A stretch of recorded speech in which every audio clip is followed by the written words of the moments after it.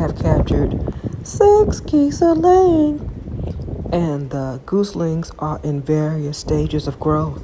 If you see, there's some larger ones, there's some medium-sized ones, and if you look to the geese closest to the water, there are some baby ones that are yellow. Today, these geese were ready for their close-up. Don't forget to like, comment, and subscribe to my channel if you want to see what I'm getting up to. And I thank y'all for watching. Bye.